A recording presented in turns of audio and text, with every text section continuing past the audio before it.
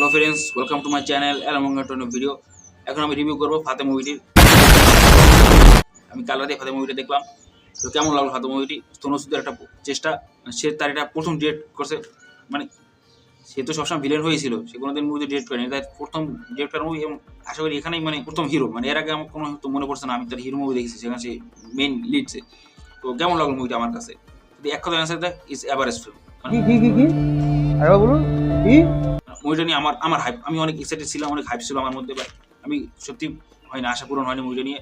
কারণ আমাদের যারা প্রমিস করেছিল ট্রেলারে, টিজারে, সব কিছুতে অনেক অ্যাকশন থাকবে, অনেক ভায়োলেন্স থাকবে রয়েছে, বাট অত পরিমাণ না যতটা ভেবেছিলাম। ভাই এখন আমরা ভাই মার্কো দেখে নিয়েছি, গিল দেখে নিয়েছি, সেখানে ভাই মানে ফাতে অতটা ইমপ্রেস করতে পারছে না। আর সবচেয়ে এখানে যে খারাপ বিষয়টা হয়েছে না, সেটা হচ্ছে স্ক্রিন প্লেটা খুবই ছোটো। সেদিক দিয়ে ভাই মুভিটা কিন্তু খুবই ছোটো, 2 ঘন্টা 4-5 মিনিটের রান টাইম। তো সেদিক দিয়ে বলতে কিন্তু স্লো হওয়ার কথা না, বাট কেমন যে মুভিটা এক সময় বোরিং হয়ে যায়, ঘুম ঘুম ধরে যায়। তো আর সত্যি অ্যাকশন কিন্তু মোটামুটি ভালো হয়েছে, যে ডিরেক্টর যেহেতু সে পড়তো, চেষ্টাটা খুব ভালো হয়েছে, সে চেষ্টা করছে, খুব ভালো অ্যাকশন। অ্যাকশন কিন্তু খুব ভালো, ঠিক আছে, আমি বলছি না, বাট ওই লেভেলে যায় না যতটা আশা করছিলাম ভায়োলেন্স। বাট ওকে, মানে দেখে মজা পাবা। অনেকগুলো ফাইট সিন রয়েছে, বিশেষ করে যে মানে ছবিটার শুরুতে যে ফাইট সিনটা হয় সেটাই ক্লাইম্যাক্স সিন। তো সেটা আবার সেখান থেকে অজ্ঞান হয়ে যায়, পুরো মুভিটা চলে, আবার লাস্টে উঠে অজ্ঞান থেকে তারপর আবার ফাইটটা করে। তো এই এর মধ্যে যে কাহিনীটা ছিল, ওই দেখো মেন কি ভাতে সেটা গ্রামে থাকে, এই গ্রামে একটা প্রতিবেশী মেয়ে সে হারিয়ে যায়, কিডন্যাপ হয়ে যায়, যাই হোক বলতে পারো। ফাতে তার খোঁজে শহরে চলে যায়। তারপর আমরা জানতে পারি যে ফাতে পুরোনো আগে একটা বড় এজেন্ট ছিল, স্পাই এজেন্ট।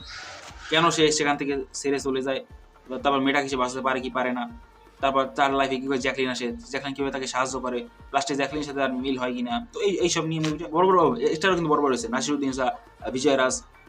বিজয় রাজের বড় বড় পারফরমেন্স আমার কাছে মোটামুটি ভালোই লেগেছে, কারণ যে এরকম ক্যারেক্টার আমরা দেখতে পাই না সচরাচর। নাসিরুদ্দিন শাহ ওকে ওকে, তার সাথে একটা মেসির ওই মেয়েটা খুব ভালো লাগছিল, সেটা আলাদা ব্যাপার। মেয়েটা যেভাবে মরে যায় না, ওইটা খুব ফানি ছিল, মানে ওরকম ভাবি না যে এইভাবে মরে যায়, আসলে অন্য কিছু হবে, একটু ফাইট টিট হবে। যাক, আমি বলবো না মুভিটা, তারা একবার ওয়ান টাইম আসলো, ঠিক আছে, মুভি ওয়ান টাইম আসলো। আমি ভিডিও বেশি বড় করবো না, ওয়ান টাইম আসলে একবার দেখতে পারেন মুভিটা। বড় বড় অ্যাক্টরকে নিয়েছে, নাসিরুদ্দিন শাহ, বিজয় রাজ, তাদের সাথে মানে হিরোজ একটা ক্লাস হবে, ডায়লগের ক্লাস বা মারামারি সেরকম কিছুই হয় না। নাসিরুদ্দিন শাহ হঠাৎ করে মেরে ফেলে, আবার বিজয় রাজকে মেরে ফেলে। যেটা চাই আমরা, যদি বড় বড় পারফর্মার, তাদের মধ্যে একটা অ্যাকশন হবে বা ডায়লগ ডেলিভারি হবে, খুব ভালো ভালো ইয়ে হবে, মাস মোমেন্ট থাকবে, সেটা কিচ্ছু আসে না। এখানে পুরো ওয়ান ম্যান শো হয়ে যায়, হিরো সব কিছু করে। তো এখানে এখানে মুভিটা ল্যাক করে যায়। এই একটা সিন ভালো লাগছে, ওইটা মনে থাকবে যে 6 ফুট হইলে বস্তু হয় না। আপনার সাথে জানেন শুনেছি, তো আমি বস্তু অনেক বড় মানে ফ্যান, তো তাকে আইডল মানে, চেহারা প্রায় সিমিলার। সেখানে ডায়লগ মানে শুনেছো ঠেলে দিয়ে চলে যায়, তখন পিছন থেকে গুন্ডরা বলে 6 ফুট হলে বাচ্চা হয়, তখন আমার দরজা আটকে আবার মারতে আসে। ওই একটা সিন আমার হয়তো অনেকদিন ধরে মনে থাকবে, ওটা ভালো লাগে।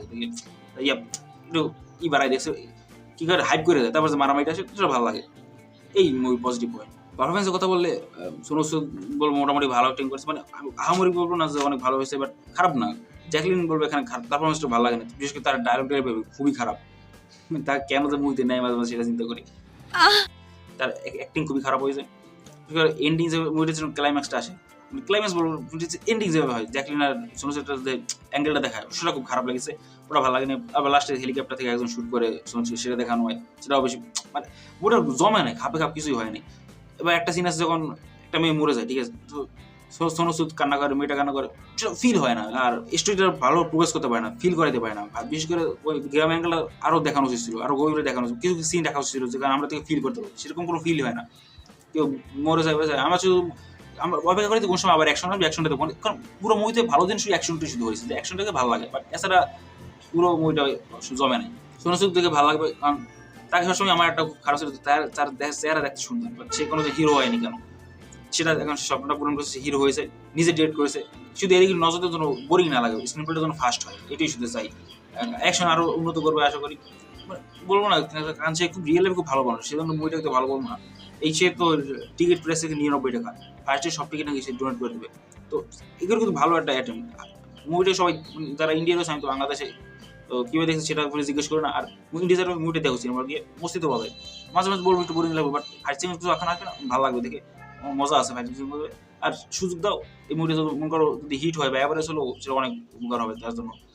সেটা কনফিডেন্স হবে যে না, দর্শক দেখেছে, তাকে সাপোর্ট তো করে, অন্তত সে ভবিষ্যতে আরও ভালো ফিল্ম বানাতে সে উৎসাহ পাবে। তো ওইটাই বলবো যে দেখো, তারা রয়েছে আশেপাশে সিনেমা হলে যদি লাগে থাকে, সিনেমা হল কি দেখো, একশন মুভি তো দেখে মজা আছে।